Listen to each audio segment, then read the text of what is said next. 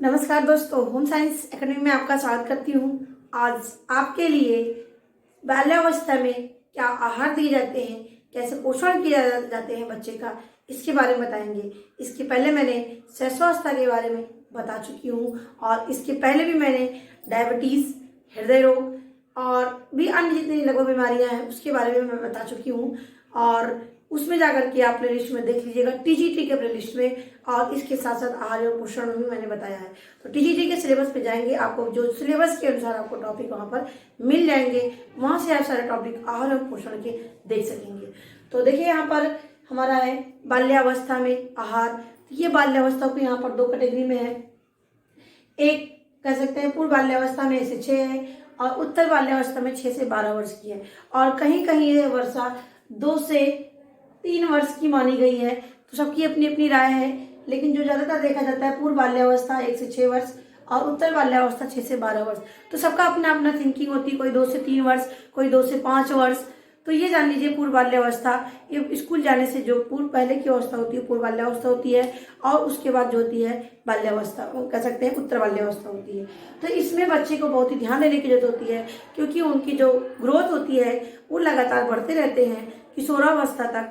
लेकिन जो विकास की गति होती है शैशवावस्था की तुलना में, इसमें जो विकास की गति होती है वो थोड़ी धीमी हो जाती है। होता तो रहता है, लेकिन शैशवावस्था की तुलना में जो विकास की गति होती है, वृद्धि की जो गति होती है वो धीमी हो जाती है।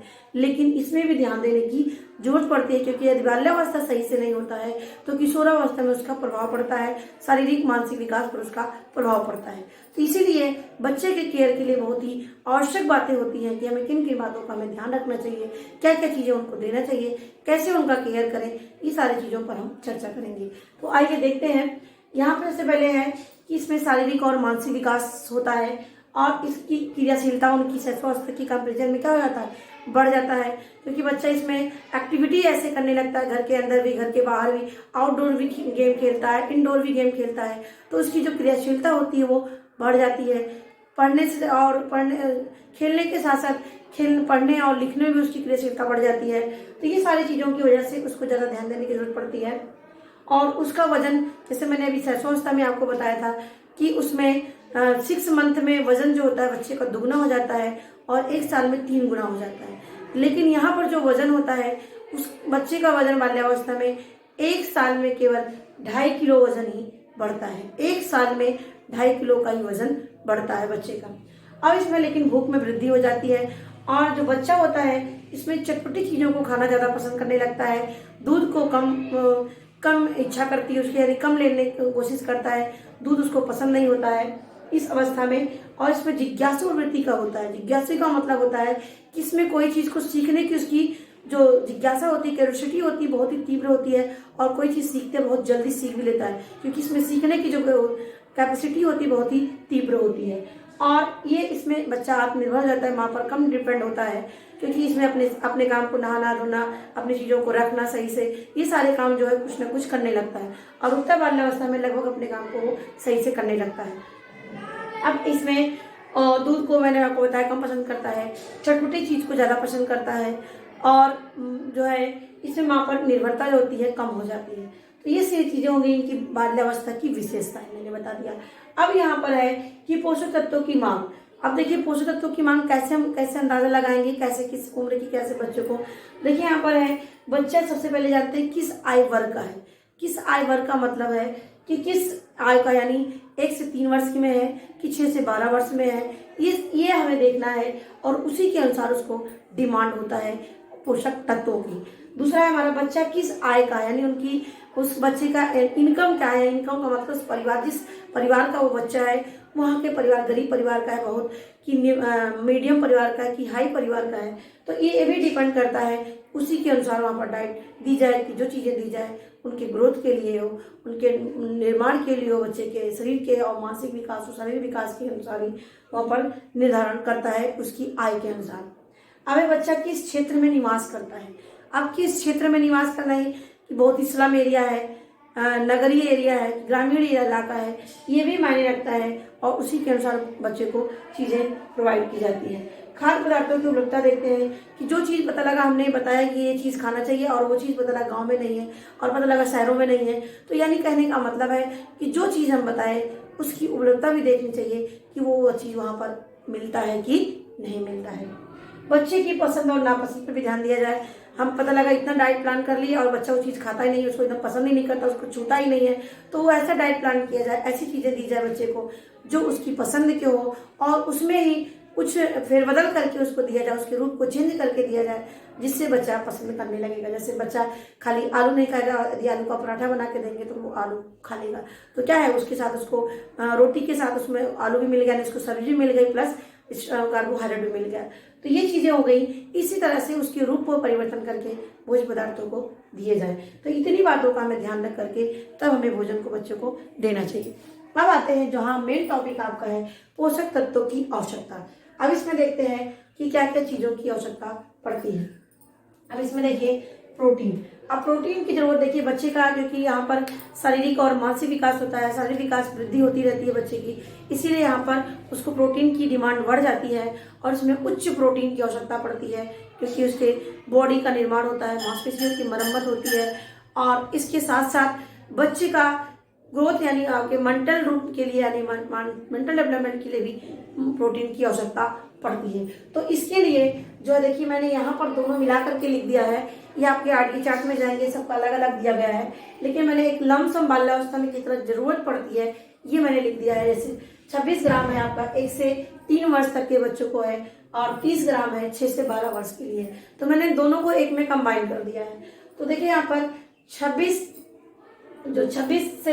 ग्राम से लेकर के 30 ग्राम पर डे प्रोटीन की आवश्यकता होती है और ये जो प्रोटीन दी जाए ये ऐसी प्रोटीन हो जो प्राणीज हो, प्राणीज का मतलब इसमें दूध यानी जो प्राणियों से प्राप्त होने वाला प्रोटीन होता है वो दिया जाए, जैसे अंडा, दूध, मांस, मछली, ये चीजें दी जाए जिससे बच्चों को उसकी पूर्ण प्रोटीन की प्राप्ति होती है।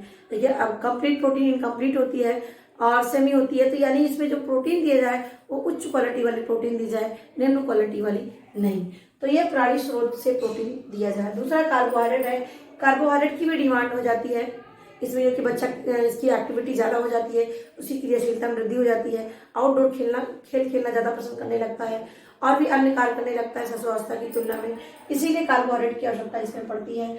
और इसमें जो कार्बोहाइड्रेट की आवश्यकता है 100 किलो कैलोरी पर केजी, यानी जो आपकी बुक में दिया गया है, यानी 100 किलो कैलोरी 1 केजी वेट पर, यानी 1 किलोग्राम पर 100 किलो कैलोरी देना चाहिए। उसी तरह से इसका अनुमान लगाया गया है लगभग 1 से 3 साल के बच्चों को जो है 1060 और 6 से 12 वर्ष तक के 2010 तक किलो कैलोरी ऊर्जा की आवश्यकता पड़ती है। तो मैंने यहाँ पर 1 से 3 और 6 से 12 को दोनों को एक साथ सब में लिख दिया है, तो ये आप अंदाजा लगा लीजिएगा। और भी आपको देखना है तो 2020 की जो आरडीए चार्ट है उसमें आप देखिएगा, और मैंने इसमें कुछ टॉपिक पढ़ाया भी है और वीडियो डिलीट भी हो गई, 1-2 वीडियो मेरी पड़ी होगी इस पर, नहीं तो फिर मैं इसको आरडीए चार्ट पर फिर से आपको मतलब ले करके आएंगे।